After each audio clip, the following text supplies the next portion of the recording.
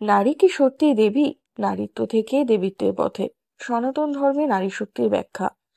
নমস্কার দর্শক বন্ধুরা, আজকের আলোচনা একটি অত্যন্ত গুরুত্বপূর্ণ এবং সংবেদনশীল বিষয় নিয়ে। আমরা প্রায়শই শুনে থাকি যে নারী শক্তি, নারী দেবী। নারী মানে মা দুর্গা, মা কালী বা মা লক্ষ্মী। কিন্তু বাস্তব জীবন এবং শাস্ত্রীয় আদর্শের মধ্যে কিন্তু একটা ফাঁক রয়ে গেছে। সত্যিই কি প্রতিটা নারী দেবী, নাকি নারীত্ব থেকে দেবীত্বে পৌঁছানোর জন্য প্রয়োজন সাধনা, আত্মনিয়ন্ত্রণ এবং উন্নয়ন? চলুন আজ এই প্রশ্নের উত্তর খুঁজি এবং দেখি সনাতন ধর্ম, সমাজ এবং ব্যক্তিগত আচরণের আলোকে। শ্রী শ্রী চণ্ডী গ্রন্থে দেবতারা যখন মহামায়াকে প্রণাম করেন তখন বলেন, স্ত্রিয় সমস্তাত্ম সসলা জগৎসু, অর্থাৎ এই জগতে যত নারী আছেন সকলেই আপনার রূপ, আপনার বিভূতি। এটি শুধু একটি শ্লোক নয়, বরং এটি একটি ধর্মীয় সত্য। বেদের ঋচা, উপনিষদের তত্ত্ব, পুরাণের উপাখ্যান সবকিছুতেই নারীর শক্তিকে কিন্তু দেবী রূপে বন্দনা করা হয়েছে। তবে এই দেবীত্ব কি শুধুই শাস্ত্রের অলংকার, নাকি বাস্তবে এটি এটি সাধনার পথ রয়েছে? শুধু নারী হলেই কি তিনি দেবী? ধরুন একটি নারী প্রতিনিয়ত পরিবারে অশান্তি সৃষ্টি করছেন, কিংবা মিথ্যাচার, প্রতারণা বা ব্যভিচারে লিপ্ত, অথবা অশ্লীলতা ছড়িয়ে সোশ্যাল মিডিয়ায় প্রশংসা কুড়িয়ে নিচ্ছেন, তাহলে কি তিনিও দেবীর প্রতিরূপ? এই প্রশ্নগুলো কিন্তু খুব অস্বস্তিকর কিন্তু জরুরি। দেবীত্ব মানে আলোকিত হওয়া, উন্নীত হওয়া আচরণ, মনন এবং চরিত্রের দিক থেকে। শুধু নারী হয়ে জন্ম নিলেই কি কেউ দেবী হয়ে যায় না। দেবী হতে গেলে প্রয়োজন সাধনা, চরিত্র গঠন, আত্মদৃষ্টি এবং কর্তব্যপরায়ণতা। বাহ্যিক সাজনা চাই অন্তরের গঠন। দুর্গাপুজোর সময় আমরা অনেক নারীকে দেখি মা দুর্গার সাজে ফটোশুট করছেন। ত্রিনয়ন, ত্রিশূল, কুমকুম সবই বাহ্যিক অনুকরণ। কিন্তু দেবী দুর্গা কি শুধুই সাজসজ্জা? না, তিনি হচ্ছেন অন্যায়ের বিরুদ্ধে রুখে দাঁড়ানো এক অবিনাশী শক্তি। পরিবার, সমাজ এবং আত্মার মধ্যে সাম্য প্রতিষ্ঠাকারী এক নারী, যিনি দানব নয়, নিজের দুর্বলতাকেও জয় করেছেন। সাজসজ্জা যদি দেবীত্বের একমাত্র পরিচয় হতো, তাহলে অভিনয় শিল্পীরা হতেন সর্বোচ্চ যোগ্য দেবী। দেবী হওয়া মানে হলো নিজেকে এমন ভাবে গড়ে পিটে তোলা যাতে আপনি একজন আদর্শ, শক্তিশালী এবং আলোকিত মানুষ হয়ে উঠতে পারেন। এখন আমরা দেখি কিভাবে নারীরা শাস্ত্রীয় দেবীগণের গুণ ধারণ করতে পারেন। যেমন সরস্বতী, বিদ্যার দেবী। একজন নারী যদি নিয়মিত পড়াশোনা করেন, শিল্প চর্চা করেন এবং জ্ঞান ছড়িয়ে দেন, তিনি সরস্বতীর গুণেই গুণান্বিত।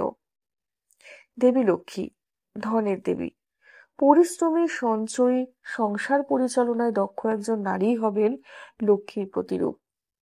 দুর্গা, শক্তির দেবী, যিনি একসাথে পরিবার, সন্তান, কর্মক্ষেত্র সব সামলে আত্মসম্মানের পথ চলেন, তিনি বাস্তবে দশভুজা। অন্নপূর্ণা, খাদ্যদাত্রী। মা অন্নপূর্ণার গুণ নারী ধারণ করেন যখন তিনি স্নেহে এবং ভালোবাসায় পরিবারকে আহার দেন। দেবীত্ব মানে এক একটি গুণ অর্জন করা: শক্তি, ধৈর্য, বুদ্ধি, দয়া, সেবা এবং ত্যাগ। শক্তি মানে শুধুই শারীরিক নয়। অনেকেই নারীদেরকে দুর্বল ভাবেন, কিন্তু একবার ভেবে দেখুন তো, যদি শুধু পেশির জোরই শক্তি হতো, তাহলে আফ্রিকার দেশগুলোই তো বিশ্ব শক্তি হতো, তাই না? কিন্তু বাস্তবে চীন, যুক্তরাষ্ট্র এসব দেশ প্রযুক্তি, জ্ঞান এবং কৌশলে কিন্তু অনেক বেশি শক্তিশালী। ঠিক তেমনি নারীর শক্তি তার বুদ্ধি, সাহস, সহনশীলতা এবং সংবেদনশীলতায়। দেবী দুর্গা রক্তবীজকে মারতে শুধু অস্ত্র ব্যবহার করেননি, তিনি কৌশলে চামুন্ডার সাহায্যে রক্ত পান করিয়ে তাকে পরাজিত করেছিলেন। এটাই বাস্তবিক শক্তি, বুদ্ধিবল, সাহস এবং সহযোগিতা। জীবনের প্রতিটি পদক্ষেপে নারী দেবী। আমাদের চারপাশে প্রতিদিনই দেবীদের দেখা মেলে। সন্তানকে আগলে রাখা মা, চামুন্ডা; পড়াতে বসা মা, সরস্বতী; রান্নাঘরে ব্যস্ত মা, অন্নপূর্ণা; সংসারে হিসাব রাখা মা, লক্ষ্মী; রোগীকে সেবা করা নারী, শীতলা; আর যিনি সবকিছুর ভার কাঁধে নেন, তিনিই দুর্গা। একজন নারী যখন সমাজ এবং সংসারের প্রত্যেকটি দায়িত্ব দক্ষতার সাথে পালন করেন, তখন তিনি হয়ে ওঠেন সচল দশভুজা। আপনি কি দেবী হয়ে উঠছেন? সনাতন ধর্ম বলে নারী মানেই শক্তি, নারী মানেই জ্ঞান এবং নারী মানেই সৃষ্টি। কিন্তু সেই শক্তিকে জাগ্রত করতে হয়। সাধনায়, আচরণে, কর্তব্য এবং আত্মসচেতনতায়। আজকের সমাজে যেখানে অশুভ শক্তি, অবক্ষয়, অন্যায় এসব মাথাচাড়া দিয়ে উঠছে, সেখানে কিন্তু একজন সাধারণ নারী হয়ে থাকা আর কিন্তু নিরাপদ নয়। প্রত্যেক নারীরই প্রয়োজন নিজেকে রক্ষা করার জন্য, সমাজকে আলোকিত করার জন্য, নিজের মধ্যকার দেবীকে জাগ্রত করা।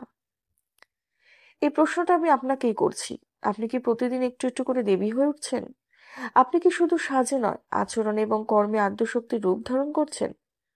এই ভিডিওটি যদি আপনার মনে কিছু প্রশ্ন তোলে, কিছু আলো দেয়, তাহলে কিন্তু অবশ্যই ভিডিওটি শেয়ার করবেন। চ্যানেলটি সাবস্ক্রাইব করতে কিন্তু একদম ভুলবেন না। আর কমেন্ট করে কিন্তু জানান আপনি কেমন দেবী হতে চান। জয় নারী শক্তি, জয় মাতা আদ্যা শক্তি, জয় মা দুর্গা। ধন্যবাদ।